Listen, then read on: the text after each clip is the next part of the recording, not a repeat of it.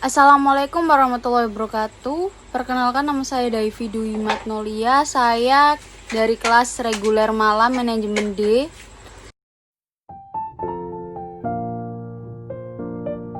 Dalam teori creative destruction, teknologi yang dimiliki rezim lama akan ditantang oleh inovasi-inovasi baru. Inovasi teknologi menciptakan masa depan yang sangat berbeda dengan hari ini. Untuk kedepannya, internet tidak hanya berfungsi untuk browsing, googling, kayak gitu, atau e-commerce, tetapi dapat dihubungkan dengan semua alat-alat mesin seperti kayak mesin cuci, kulkas, bahkan mematikan lampu juga bisa dihubungkan dengan internet. Kebijakan untuk pembangunan Indonesia perlu memastikan bahwa penggunaan teknologi pada akhirnya bisa mengurangi kesenjangan. Selain itu, dalam rangka menjaga momentum dan mendukung target pembangunan, kebijakan ini bisa diterapkan dengan menjaga defisit tetapi berada dalam batas aman, yaitu kurang dari 3% produk domestik bruto atau PDB, bisa disingkat PDB. Pemerintah berupaya senantiasa mendorong pertumbuhan ekonomi yang berkelanjutan dan berkeadilan, mendukung kegiatan produktif guna meningkatkan kapasitas produksi dan daya saing, serta didukung pengelolaan fiskal yang sehat dan berkesinambungan. Saat ini belum ada kebijakan maupun strategi bersama yang mengakomodir pesatnya pertumbuhan ekonomi digital di Indonesia. Meskipun kontribusi ekonomi digital untuk PDB masih kecil, yaitu sekitar 6%, namun ekonomi digital diperkirakan terus tumbuh dengan pesat dan memberikan kontribusi besar bagi perekonomian. Pemerintah diharapkan tidak hanya fokus kepada fiskal dan monetary policy. Pemerintah perlu memberi pemahaman komprehensif mengenai literasi ekonomi digital bagi stakeholders dan masyarakat yang terlibat. Ini diyakini dapat membantu pemerintah merumuskan kebijakan yang tepat sehingga mampu mendorong pelaku usaha ekonomi digital merespon arah kebijakan pemerintah ke depan. Dan pada akhirnya diharapkan ekonomi digital dapat mendukung pertumbuhan ekonomi, meningkatkan daya saing dan produktivitas, serta mewujudkan kerjasama perekonomian dan perdagangan yang saling menguntungkan dalam jangka panjang.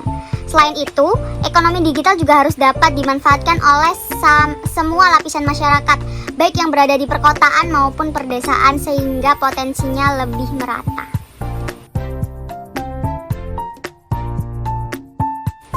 Tentunya kondisi ini terjadi khususnya setelah krisis keuangan global dan perlu direspon oleh pemangku kebijakan, khususnya yaitu Bank Sentral.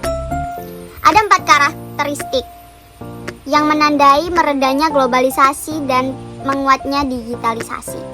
Yang pertama, terjadinya penguatan kondisi di mana sejumlah negara lebih mengandalkan internal dalam perdagangan daripada perdagangan internasional. Ini ditandai dengan terus berlangsungnya ketegangan perdagangan seperti perang dagang Amerika Serikat dan Cina, perang dagang Amerika Serikat dan Uni Eropa dan berbagai negara lain.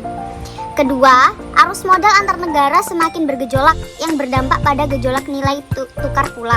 Hal ini terjadi sejak periode Taper Tantrum. Dan yang ketiga, khususnya di negara-negara maju, respon kebijakan termasuk dari bank sentralnya sendiri tidak bisa hanya mengandalkan suku bunga. Dampaknya, efektivitas kebijakan suku bunga khususnya di negara-negara maju guna mencapai stabilitas harga atau mendorong pertumbuhan menjadi kurang efektif. Bank sentral tidak bisa hanya mengandalkan suku bunga, tapi harus dibarengi dengan kebijakan. Demikian juga stabilitas nilai tukar. Oleh karena itu, kebijakan makroprudensial banyak diterapkan di berbagai negara. Dan yang terakhir, keempat, semakin maraknya digitalisasi di bidang ekonomi ataupun keuangan. Di bidang ekonomi misalnya muncul banyak startup dan e-commerce. Adapun di sektor jasa keuangan bermunculan vintage. Berkembangnya digitalisasi ini perlu direspons tidak hanya oleh perbankan tetapi juga oleh pengambil kebijakan. Penguatan penanganan COVID-19 dilakukan dengan menyediakan fasilitas dan alat kesehatan. obat-obatan, insentif tim medis yang menangani pasien COVID-19, dan kebutuhan lainnya.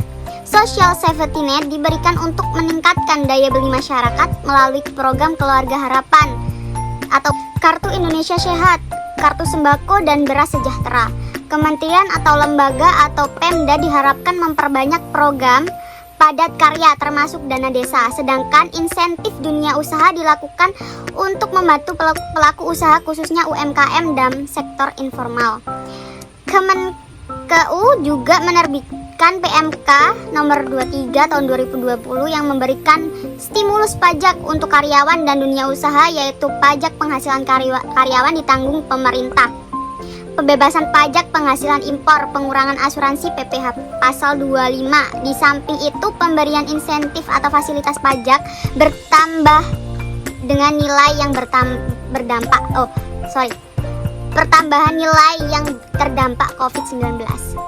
Presiden Republik Indonesia juga memberikan arahan agar kementerian atau lembaga memprioritaskan pembelian produk UMKM, mendorong BUMN memberdayakan UMKM dan produk UMKM masuk e-katalog. Di bidang moneter, kebijakan moneter yang diambil harus selaras dengan kebijakan fiskal dalam meminimalisir dampak COVID-19 ini terhadap perekonomian nasional. Oleh sebab itu, otoritas moneter harus dapat menjaga nilai tukar rupiah, mengendalikan inflasi, dan memberikan stimulus moneter untuk dunia usaha.